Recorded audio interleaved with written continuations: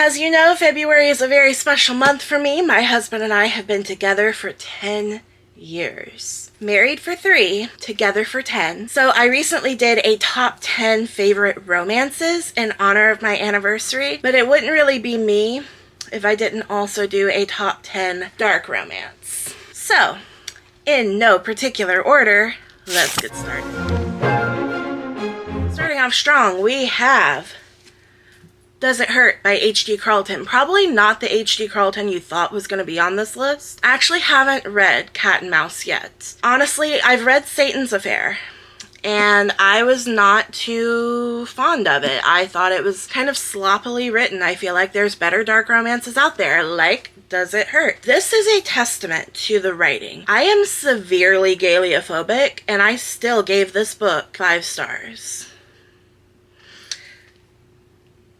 I'm still not sure how that happened, okay? I've done some soul searching, wondering exactly what broke in my head and when for that to happen, and I can't figure it out. So, you're just gonna have to trust me. I do recommend listening to the audiobook though. It's so good, the narrator is so good. You'll like it, just trust me. We're having a pink moment on this channel right now. Butcher and Blackbird. I loved this book, okay? Say what you will. Yes, it's gross in some areas, but 2 serial killers that fall in love with each other and then make a game out of killing other serial killers. Like, honestly, if I were gonna go down that path, that's probably how that would end up. Like, you find someone that works with your eccentricities, so. And it's so cute, okay? This reads like a rom-com with dark elements versus a dark romance. Like, it's definitely got dark elements, don't get me wrong, but it's like, it's cute, okay? If you like romance and you can handle dark, just read it. It's so cute. But I will say, first and foremost, I don't know why we're simping over what's-his-face, Joe Arden. I don't think his voice is that great to begin with, but we are girls here. Okay? I know that he was technically cleared of all suspicions, but the investigation was conducted by a company that was hired by Joe Arden's company. So, gee, I wonder why they didn't find anything wrong when he's the one paying them. If it were like an independent outside third party that did the investigation, we'd be having a different conversation. I still don't like his voice, but that's for you. But here, we are girls. Yeah, I'm not a fan of Joe Arden. There's better audiobook narrators out there. The Point of No Return. This is a spicy reverse harem monster Phantom of the Opera retelling. The more books I read, the more I find things out about myself. What I will say is that I made my husband read this book. We both like this book. This comes from a place of I absolutely love Phantom of the Opera. It breaks my heart that they have stopped touring, that they have stopped putting it on live. Knowing that I will never experience Phantom of the Opera live is one of the great tragedies of my life. I hope they bring it back to the stage, I really do. But I love Phantom of the Opera, so of course, I had no idea that this was A, monster romance, and B, reverse harem. I figured both out at the same time, and I discovered many things about myself in the process. And loved every second of it. I will say the ending was a little too sunshiny for me, but whatever. I can use my imagination and create my own ending. I don't like doing that, but I can, we'll figure it out. Scream for Us by Molly Doyle. Short, sweet, to the point, masked men, Halloween night. They will unalive for her. Spicy. And a great introduction to masked men, or even the dark romance genre in general, because it's short. It's short, it's quick, you can read it in one day.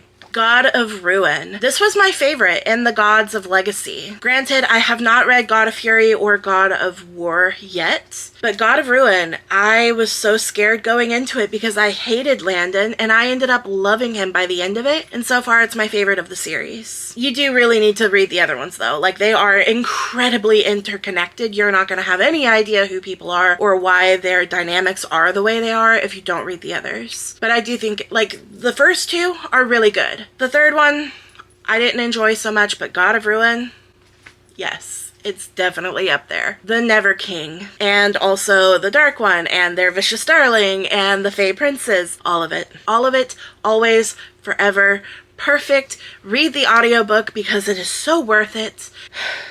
I keep learning things about myself. Have you noticed I like the reverse harem trope? Yeah. The Ritual. Now, this one I do think is overhyped. It does not mean that it's not good. Okay, I gave it like either 4.5 or 4.75 stars, something like I definitely enjoyed it. Don't misunderstand, I enjoyed it. I just think it's overhyped. Like, some people treat it like the gift to dark romance, and it's not that. It's good, but it's not that, okay? But it is good, and I definitely recommend reading it. It is long, but something that I really appreciate about it is, yes, it's long, but every time something new is introduced, it actually ties into the story, and it doesn't feel like it was another plot point that was on a scrap sheet of paper somewhere that they're like, okay, let me tie this in, see if we can make this a little bit of a longer book. No, it actually felt very cohesive and put together, and I very much appreciate that, especially with really long books like that. Corrupt by Penelope Douglas. This is another really good one. We have a little bit of sharing going on here. The spa scene, I'm like, I need to find a different gym. But I loved it, and I love was it the Horsemen? It's been a while since I've read it. I love the Horsemen's relationship with each other. I love the family dynamics between them. And honestly, I'm warming back up to it. I've read Corrupt and I've read Hideaway. We're warming back up to where I can get to Kill Switch. I'm not a Damon fan, but gotta be done. I think I'm getting ready to go back into that world, but it's a wild ride, and it's worth it. This should come as no surprise to anyone. Ensnared. I wouldn't really call this dark romance. I would call this romantic suspense with dark elements. This is a primary reason that I put it in this category. Heavy BDSM. We are not just talking about whips and chains here. We are talking high protocol, heavy BDSM aspects. If you are not part of the lifestyle, I'm not saying that this book isn't for you. I'm just saying you might be in for a little bit of shock, because there are people who think BDSM is whips and chains. There are people who know BDSM is much more than that, but that's kind of the extent of their knowledge. And then there's people that are in the lifestyle that understand that there are very complex layers that go into the lifestyle. And those layers are definitely out on display along with other things in these books. And it's definitely not for everybody, but if it is for you, oh, it is worth it. It is worth it. 10,000%. And every freaking day I see Rebecca Quinn come across my Instagram feed and she's posting something else. I'm like, Becky, sweetie, my love, please get off Instagram. Go work on the book. You're okay. You don't understand. You understand, but you don't understand, okay?